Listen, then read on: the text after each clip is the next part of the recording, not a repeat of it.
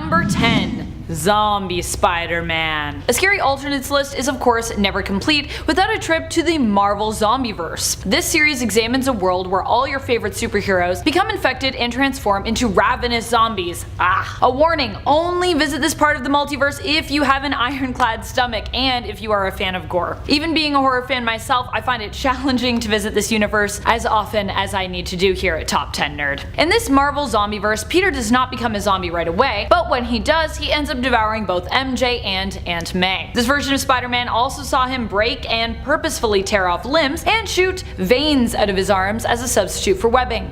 Eep. Number 9. Symbiote Spider-Man. In the What If series Volume 2 Issue 4, we explore an alternate world where the Venom symbiote could not be stripped from Peter Parker by using a combo of magic and tech. In fact, it just stays bonded to him. Two pretty scary things happen to Peter Parker in this reality. He loses complete control of his mind and body as the symbiote bonds to him for good. He is drained of years of his life when the suit does spit him out.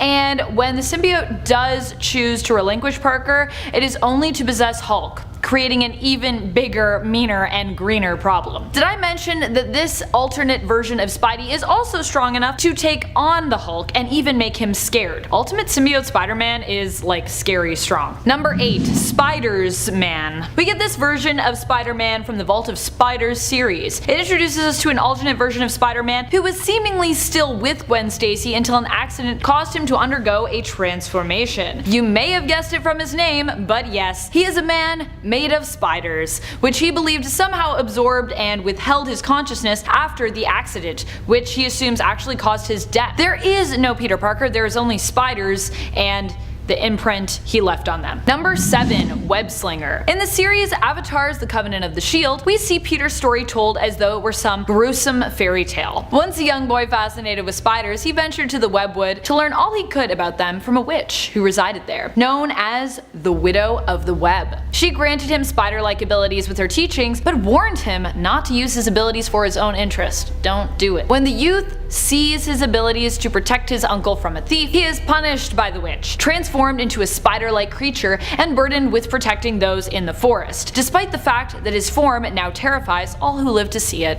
Sad face. Number 6. Dark Spider-Man. What happens when you combine Mac Gargan, aka the Scorpion, with the Venom symbiote and throw Norman Osborn in the mix? You get Dark Spider-Man. This disturbing alternate version of Spidey comes to us from the Dark Avengers, Hammer and Norman Osborn's alternate team of superheroes comprised mostly of villains. What makes Gargan so terrifying as Spider-Man? His complete lack of control. And if you are attached to your head or any other parts of your body, I would not advise you to get on Dark Spider-Man's bad side, as he has a tendency to completely devour anyone that gets in his way. Talk about Venom Unchained. Number 5. Spider-Man Doppelganger. What could possibly be scarier than an unchained, cannibalistic version of Spider-Man? How about an unchained version that has 6 arms? Created by Magus as part of a team of alternates to fight their goody two-shoes counterparts, Spider-Man Doppelganger is all the potentially evil parts of Peter Parker and Spider-Man thrown together. He also introduces us to something Spider-Man artists and writers are obsessed with when it comes to terrifying alternates of this character. You know, having multiple arms. Which, while probably handy, is also just creepy. Sorry about the pun. Number 4. Spider-Man Dark Reign. Taking a break from the visually terrifying versions of Spider-Man a la multiple arms and physical deformities, this version takes us down a more mentally disturbed path. If you're fans of Old Man Batman from the DC-verse, you might also be a fan of this version of Parker as well. This is, after all, Marvel's version, Old Man Spidey if you will. We find elderly Parker in a darker place. MJ has passed away from cancer, which was caused by her exposure to radiation as a result from being so close to Parker. Parker evidently is reeling with guilt from her death while also having been fired from his job at the local flower shop. Needless to say, he is not in a great place and has since retired from being Spider-Man. But when a strict authoritarian government and their police force known as the Rain pushes Parker too far, he takes up the mantle again. Parker imagines himself in his prime while he fights injustice in nothing but a Spider-Man mask and his underwear. The reason why this Parker is so terrifying is it makes readers have to deal with the idea of aging, of getting old, and how that affects both your mind and your body. Number 3. Man Spider. Back to being visually grotesque with none other than one of the grossest, Man Spider. He is half spider, half man, all monster. In the comics, this version of Spider-Man is often caused by Parker having his mutation altered into a more primal form. A sadder and equally terrifying exploration of this character also exists in the 1990s animated series.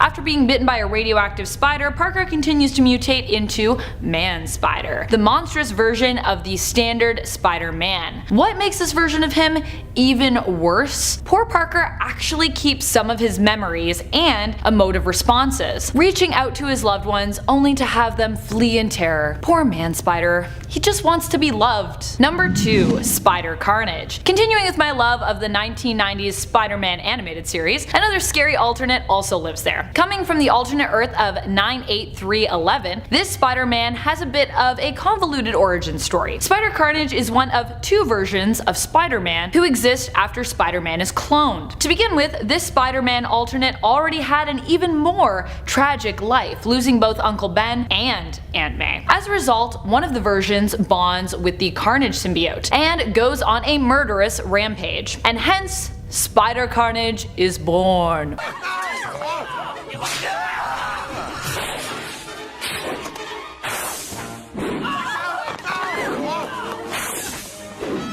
What happens to the other clone? They become Ben Reilly, aka Scarlet Spider. I am not sure which sometimes is more nonsensical, comics or their animated series.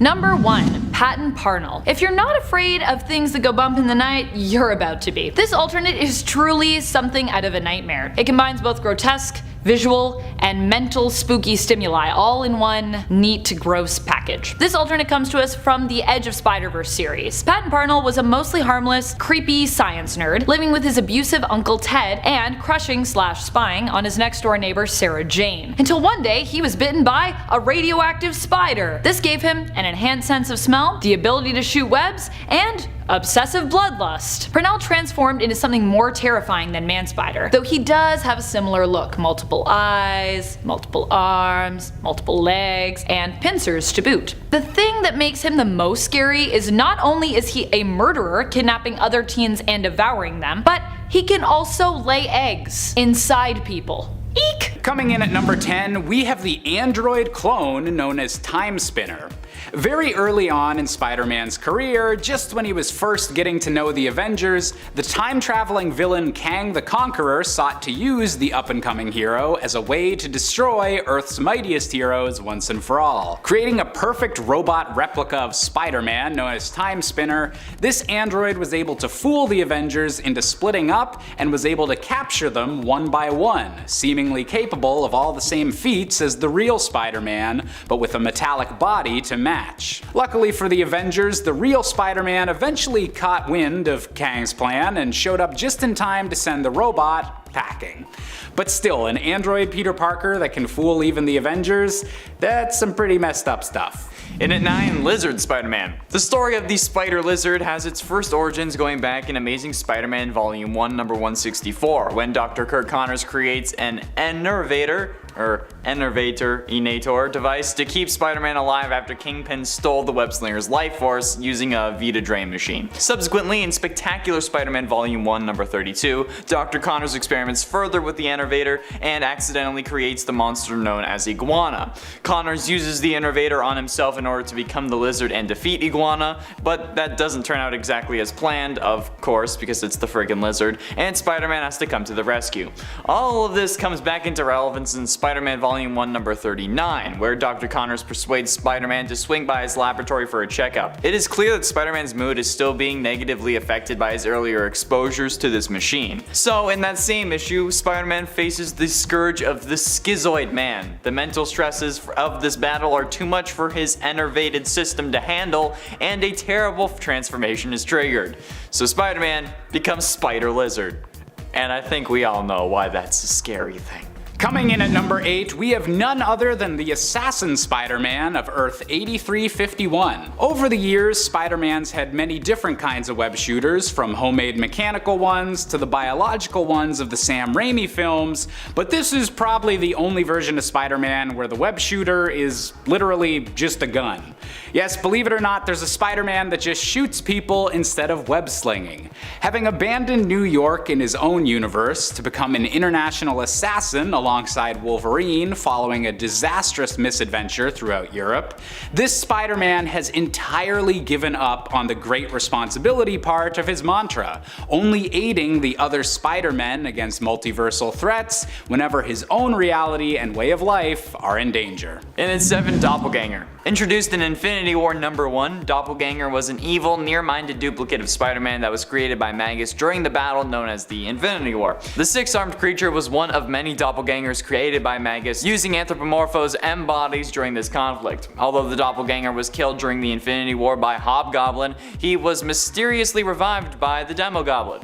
When Magus was defeated by Adam Warlock at the conclusion of the Infinity War, all of the doppelgangers were destroyed except for the Spider Doppelganger, thanks to Demogoblin's magic forming a psychic link between him and Demogoblin, or I guess Demogoblin and Doppelganger. For a time he was a pet to Demogoblin, but the two went their separate ways after a very interesting fight.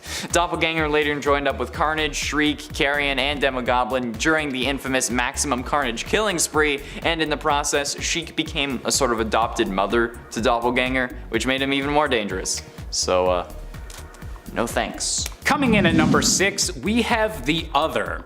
Coming from a particularly weird era of Spider-Man history that seemed obsessed with turning Spider-Man's powers into having a magical and mystical origin, The Other, or Miss Arrow as her human disguise would come to be called, was a spider deity that apparently chose Peter Parker as being worthy of its powers, heavily implying itself to have controlled the radioactive spider that bit Peter in the first place. While initially bonding spiritually with Spider-Man himself and giving him a whole host of new powers, The Other eventually manifested as an entirely separate being and disguised itself as a teacher at Peter Parker's school. With much of this storyline since having been wiped from canon by the events of One More Day, it's still incredibly weird to look back and go, oh yeah, Peter Parker had a teacher that was technically the manifestation of his spider powers in creepy human form.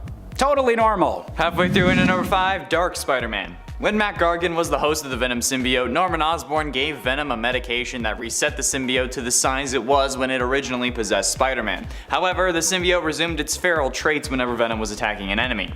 Osborn formed his version of the Avengers, providing new identities to some of his former Thunderbolts. Norman introduced this guy, Matt Gargan, as the Amazing Spider-Man in his new Avengers.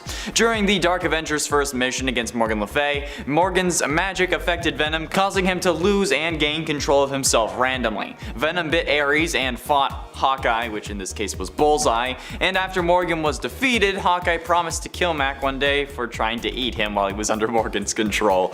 And that's expected. Basically, another evil Spider-Man, but I mean it wasn't exactly Peter Parker, but still, it counts. It's still terrifying. That's the trouble with the secret identity though, okay? It's easy to be impersonated. Arrow Season 3 for example. Coming in at number 4, we have the emo symbiote influenced Peter Parker from Sam Raimi's film Spider-Man 3. We've all seen the memes of Tobey Maguire dancing and threatening to put a little dirt in our eye, but in my opinion, this is one of the more interesting depictions of Peter Parker before he decides to get rid of his symbiote suit and accidentally causes the creation of Venom. While many interpretations of this story always show Peter becoming more violent and prone to anger as the suit begins to affect his mental state, the fact that the suit seems to only make Peter more unlikable and cool in a dickish way feels like pretty interesting commentary on what a more badass or dark Spider-Man would even look like.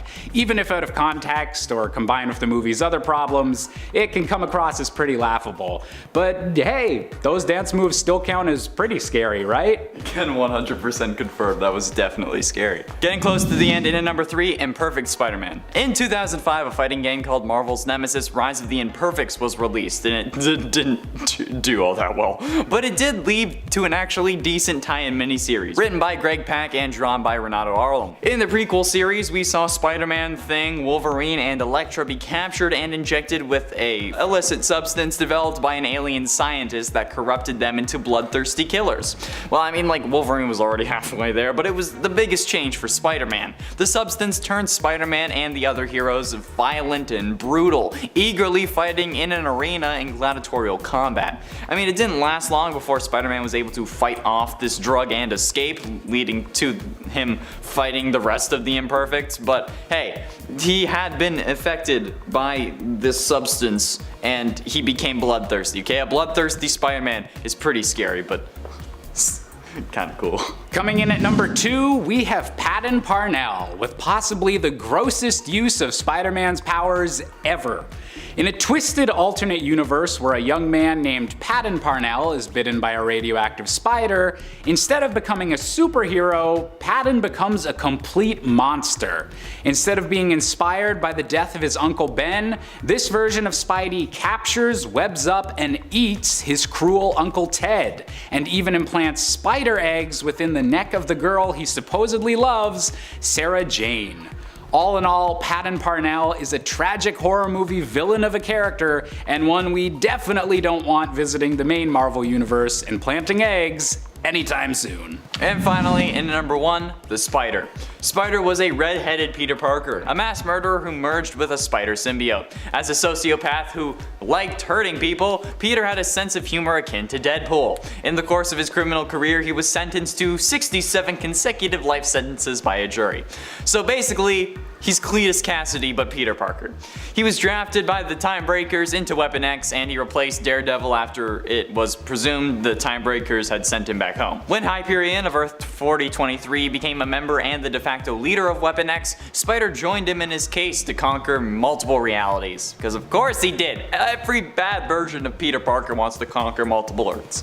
Peter was subsequently killed by Firestar with a mega blast from her powers in 2005, but he was buried in the prison cemetery of his home reality. But Peter Parker as a Cletus Cassidy serial killer, that's absolutely terrifying. Number 10, Spidey tracking. Cindy Moon has a pretty intense connection with Peter Parker. Cindy is a superhero we know as Silk, who happens to be a spider-themed hero herself, who got her powers from a radioactive spider bite as well. The same spider, in fact, as the one who gave Spider-Man his powers. Because of this, they have an unspoken connection which allows Cindy to be able to track Peter to the point that he could be almost anywhere in the multiverse and she'd be able to find him. Granted, this power really only works with the two heroes because they're so closely connected to one another. Still, I didn't even know that was a power that Silk had. I learned that too when I was writing this list. So, yay. Number 9, perfect balance. If you think you know what great balance is, you probably don't. At least not at the same level of great balance for someone as agile as Spider-Man. For Spider-Man, his ability to balance is insane. This is because Spider-Man has an enhanced equilibrium, and what's even more crazy is in the alternate reality of the MC2 line known as Earth 982, Peter is actually not alone. In fact, in that reality, he's even surpassed by another spider-themed hero, his daughter, Mayday Parker, Spider-Girl, who later becomes known as Spider-Woman. May's equilibrium is even better than her dad's in this universe, meaning that she is more agile and has an even better sense of balance. Which is pretty crazy because Peter can already balance on like pretty much anything on just like the tip of a finger or a toe and do so in almost any position. And friends, before we move on to this next spot, if you are loving this list and you want to learn about more unknown or more obscure spider powers, be sure to let us know by giving this video a thumbs up. There's lots out there. There's lots of weird, cool Spider-Man powers. Number 8, radiation resistance. It turns out that Spider-Man, having been bit by a radioactive spider, actually gained a semi-immunity to radiation poisoning. Radiation, of course, can can still hurt Spider-Man, but it takes a lot of it to do any significant damage to him. In other words, if you've ever played Fallout and taken some Rad X before heading into a super irradiated area, that's kinda like what we're talking about here. Instead of radiation killing Spider-Man, it usually just leaves him feeling weak. Of course, like anything, if he is exposed to too much radiation, it can do damage and even potentially kill him. So he's not completely immune to it, just not as sensitive as many standard humans are. We're very sensitive to radiation, so take that Rad X and, I don't know, get bit by a radioactive spider, I guess, if you want some protection from it. Or just, you know, avoid it. That's a good way to live life. Avoid radiation. Number 7. Spider Whisperer. One version of Spider-Man can even communicate with spiders, in a way. And okay, maybe not a Spider-Man specifically. For this point, we're focusing on Kane Parker, clone of Peter Parker, initially known for his brooding, violent and villainous ways, and long dramatic hair. Now, however, Kane is a hero in the comics who still is kinda broody, but not as broody as he was originally. During his time as Scarlet Spider, he made an appearance in the 2014 New Warriors series. Here, in issue number 3, we get to see that Kane has a unique spider-based power. That is, he can communicate with spiders. Now, while he can't directly command them to do his bidding, Kane's power does give him a sort of empathic connection to the spiders around him. Still, pretty neat, and honestly seems like a power that should be a thing for all spider folks, even though it is a surprisingly rare one in the realm of the Spider-Man multiverse. Like, I'm surprised that not every spider person can communicate with spiders. Just seems logical, and yet. Number 6. Organic Webbing. Oddly enough, this one might be a power that you already thought you knew about, but in most cases, it's actually not a thing. A lot of people think it's a thing when it's not, and then sometimes it weirdly is. I hope that makes sense. Spider-Man's web shooters are actually an invention that Peter Parker, or usually any other Spider Totem of the Week, invented for their own use. Some fans think that this webbing is a part of Spider-Man's power set, but it's standardly a part of his equipment kit. However, this isn't always the case, and there have been a few times in the comics where the webbing for our hero has actually been organic, literally coming out from his own wrists, which is really weird and kinda icky, and not really a thing that we needed, but you know, we got it anyways. Silk is another spider-themed hero which has also had this power set of organic webbing, although in a bit of a cooler vein, at least in my opinion, and in terms of her character design. She also uses her webbing to create her suits at times when she has to jump into action unexpectedly. This gives Silk not only a pretty unique power, but also an unique look too. Number 5. Wicked Smart. I just like saying wicked smart. Or just wicked as an adverb, really. Wicked is a cool adverb. I really love adverbs. Of course, as I said earlier, the reason why people sometimes make the assumption that Peter's webs are always organic when they are only sporadically organic is because they forget just how smart he is. Yes, Peter is sweet, kind, and sometimes teeters on the edge of falling completely apart, but there is more to him than all of that. He doesn't only have a good heart, but he also has a great brain. Hence how he was able to create his own web shooters to begin with, and also hence his love of academics and science. Peter isn't just your average smarty either in the Marvel Universe, no siree. He has been considered one of the great intellectual minds, rubbing elbows with the likes of Reed Richards, Iron Man, Black Panther, and Bruce Banner. Number 4. Venom Blast. Venom Blast is an iconic power that fans of Spider-Man might not be familiar with, but fans of Jessica Drew's Spider-Woman likely will be. Venom Blasts don't actually involve venom either, so the name for this power is kind of a misnomer. However, that didn't stop Spider-Woman from the 1970s cartoon shouting out the name of this power every time she used it. Venom Blast! It's like the louder you shout it, the more powerful it is. The Venom Blast power is actually electrical in nature. Jessica has the ability to produce excess bioelectricity which she can then channel into a blast, allowing her to shock, stun, or even kill her opponents. In fact, this is also a power that Jess has had to practice with and hone over the years so she can avoid killing people with it because it is just that powerful. I feel like that's actually a lot of Jessica Drew's powers. She's like, I have to hone this because it's just too crazy. Practice is important, especially if you have superpowers. Number 3. Magic. At least for a time in the Ultimate Spider-Man cartoon, Peter had this one. For a short time, but it happened.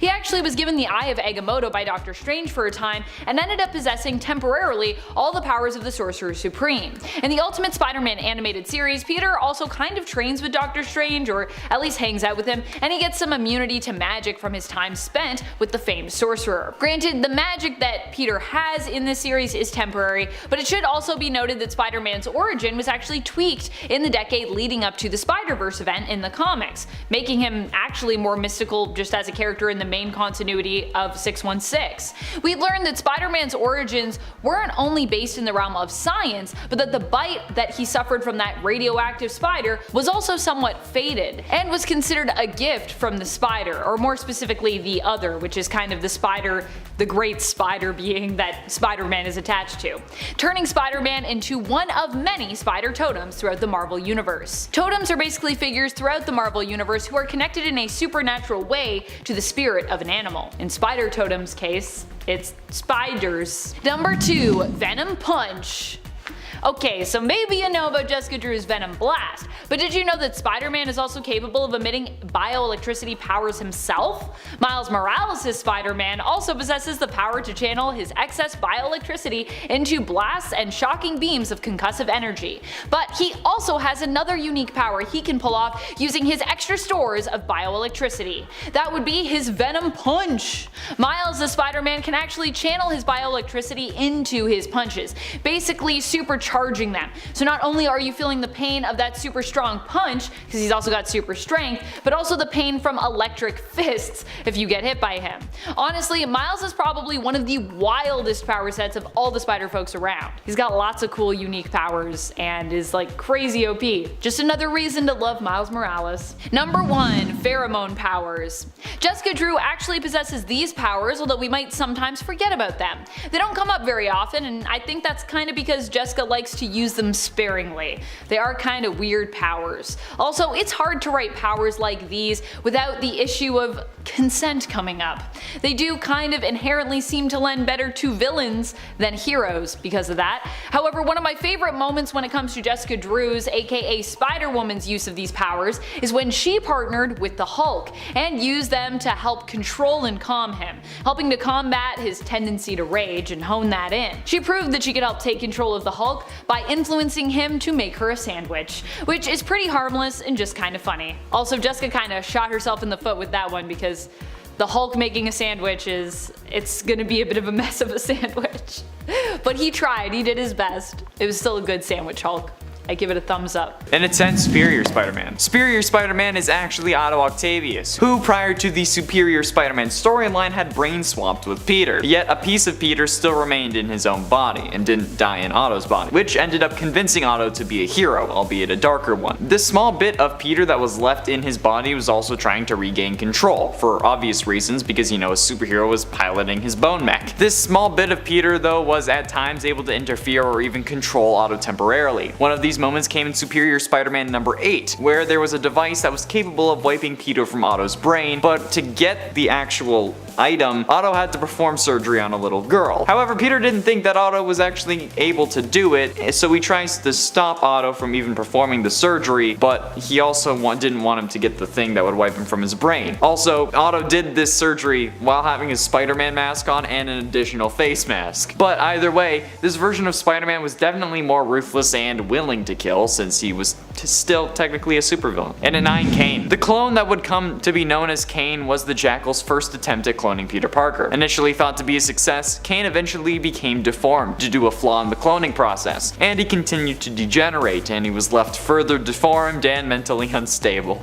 Aren't we all? The Jackal allowed Kane to live as like a test subject to see how long he would be able to survive, and it ended up exceeding Jackal's expectations. As a result though, Kane experienced a strong feeling of rejection that might be kind of like a father-son kind of thing, you know what I mean. Kane left and realized that the degeneration that had caused his mental state to decline had also amplified his powers that he had genetically kind of inherited from Peter. His strength, speed, stamina, and agility were also comparable to those of Peter, but he also gained precognitive powers as well, which showed him flashes of the future, which seemed to be sort of an amplified spider sense. He also possessed a mark of Cain, which was a corrosive touch that that he used to leave eaten away handprints on victims' faces, which is pretty damn scary if you ask me. Also, if you're enjoying this video and want to see more, be sure you hit that like button and subscribe because it really helps us out against the algorithm almighty. Also, I'm dressed as Spider-Man and talking about Spider-Man, so I feel like that's worth a like. And it ain't Pestilence Spider-Man. When Apocalypse started his plans for world domination, he captured 4 people who he saw as being good enough to be his horsemen and corrupted them. Spider-Man became the horseman known as Pestilence. Pestilence was one of the horsemen that Deadpool, Cannonball, and Siren encountered in their alternate reality search for Cable. And even though Pestilence was accompanied in the fight by Famine and Archangel, all 3 of them were defeated. This version of Peter Parker has the same powers as his 616 counterpart, except this time they've been augmented by Apocalypse when he corrupted them. But I mean, like a Spider-Man who is literally a horseman of the apocalypse and asks people if they will scream while he sucks the marrow from their bones, I think it's safe to say that this guy's pretty damn scary. And he made his first appearance in 2005, which makes this character around the same age that Peter was when he got his powers, which is kind of ironic. He hails from Earth 5701, which is the age of Apocalypse Earth. And it's 7 Ghost Spider. Ghost Spider comes from Earth 11638, and in this reality, Peter Parker's Uncle Ben never died, and actually ended up helping Peter to train as a hero with his new spider powers, becoming the Amazing Spider, a famous and popular superhero who also became a rich and successful scientist, having his own company called Parker Technologies. With his resources and motivation from Uncle Ben, the Amazing Spider used transportation technology to bring Spider-Men from other universes to his and absorb their powers to increase his. After bringing the Spider-Man from Earth 616 to his Earth though, and making him believe that he arrived in this universe by accident, the Amazing Spider was weakened by the feedback of the dimensional portal. Eventually, the Amazing Spider was convinced that what he was doing was not in fact heroic and allowed himself to die. But after dying, the Sorcerer Supreme of Dr. Banner,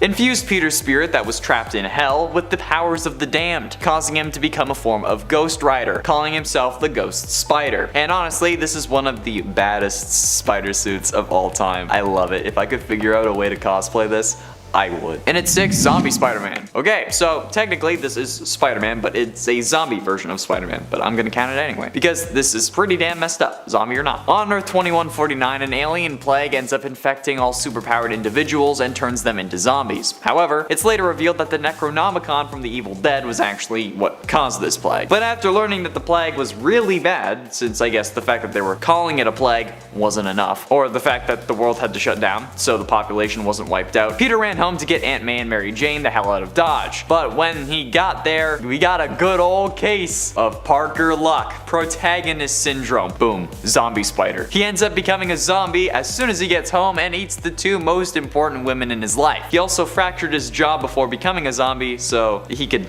open his mouth more, I guess. Or kind of like man spider it. Yeah, it's not a pretty sight. Like, even by zombie standards, it's whew. Halfway through into number 5, Man Spider. Man Spider is the mutated form of Spider-Man which appeared in both the comics and the 1990s animated series, with his original appearance actually coming from the animated series. In the 90s cartoon, Spider-Man's transformation into the Man Spider was not caused deliberately like it was in the comics, but as a result of his body mutating further from the original spider bite that gave him his powers. After his attempts to ask Professor X and the X-Men for help developing a cure meet with failure, Spider-Man turned to his friend Dr. Mariah Crawford for aid. Unfortunately, his initial attempt to cure himself resulted in him accelerating the actual mutation process and growing 4 new arms. The accelerated mutation subsequently caused him to mutate into the Man Spider after fighting the Punisher and a recently mutated Michael Morbius. The mutated Spider-Man retained some of his memories and his emotional responses to seeing loved ones or people who reminded him of his loved ones but could not communicate with them. Eventually, during the final episode of the storyline called Neurogenic Nightmare, Dr. Connors reprogrammed devices that Vulture was using to absorb youth from other people and caused him to give Peter back his spider powers but not the mutation, resulting in the Vulture mutating into Man Spider, although somehow he had gotten rid of this mutation off screen later in the series. It's also worth noting that the introduction of Man Spider in the comics, which was thanks to this animated series, is actually what introduced the biological web shooters from Sam Raimi's Spider-Man into the comics as well. And at 4, Spider-Carnage. Spider-Carnage is my favorite alternate version of Spider-Man, also being introduced in the Spider-Man animated series in the 1990s like the Man Spider from last number, this version of Peter Parker shared most of his early life with his superhero counterpart. However, the difference between these two was that Aunt May at some point died as well, being buried next to Uncle Ben. Thanks to some messing around with interdimensional portals by Jonathan Ohm, a version of a Carnage symbiote from another universe sensed this Peter's anger and latched onto him, turning him into the Spider-CARNAGE, a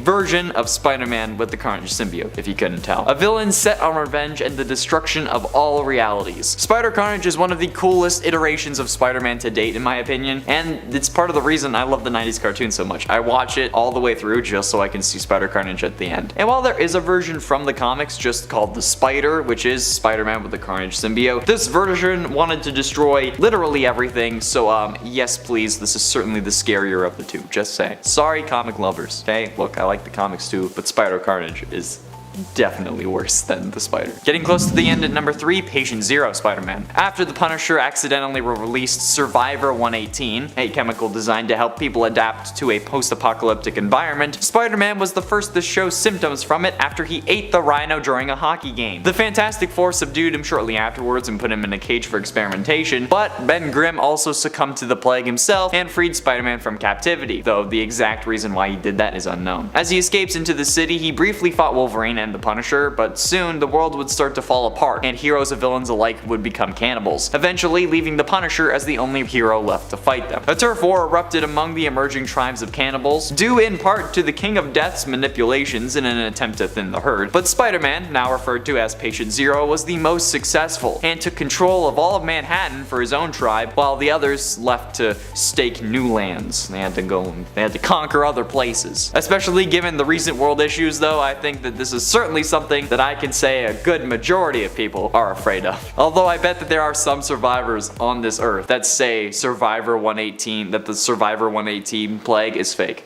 Calling it. Penultimately, in at number 2, Wolf Spider. At an unknown time in this universe, Wolf Spider gained spider-like powers, but unlike most other realities Peter Parker, he became a villain, remorselessly killing this universe's Miles Morales and everyone who stood for heroism and responsibility. Because, you know, we're bad guys, it's what we do. First appearing in the Ultimate Spider-Man cartoon in Season 4, Episode 16, this guy isn't even the villain of just one world. After finding a shard of the Siege Perilous, he traveled through dimensions to find the rest. One of these dimensions was Blood Spider's homeworld, where he allied himself with the Lizard King. After turning almost everyone into vampires, which is weird because I mean it was called the Lizard King, well, wouldn't you want to turn them into lizards, but whatever. He and the Lizard King hatched a plan to block out the sun so that vampires could just roam free on the earth. And this sounds very Dawnguard Volkihar clan to me. Okay, Peter? Like, what are you gonna tell me that you need to find Oriel's bow next? And like a daughter of Cold Harbor? I don't know. Scar. Wolf Spider, though, was cold and ruthless and obsessed with gathering the shards of Siege Perilous, and seemed to have a grudge against Spider-Man and every Miles Morales. An evil Peter Parker is always a scary thing. And finally, in at number 1, Spider-Man. Peter Parker of Earth 11580 was once a promising young student, invited by Max Modal alongside his best friend Gwen Stacy to tour his Bleeding Edge company at Horizon Labs. One of the experiments the pair observed was a massive colony of spiders that Modell was bombarding with numerous radioactive particles in the name of genetic alteration. Parker, of course, fell into this colony where he seemed to be devoured, but in the process, the spiders became a singular hive mind construct that absorbed Peter's consciousness. So they started masquerading as the man they absorbed. The hive, calling themselves Spidersman, put on the Spider-Man costume and began to fight crime in cruel York. First appearing in Spider-Geddon number 3, I absolutely hate the idea of a whole human being made of spiders, because that's just f***ed up. Look, I'm arachnophobic except for the odd time where I need to impress someone, but it's absolutely horrific to think of any being made entirely of spiders, okay? I would actually rather die. Even if this is a good guy. No fucking way am I looking at this man and saying, oh yeah, let's let him help us. No, he can go burn with the rest of the spider species as they fucking should,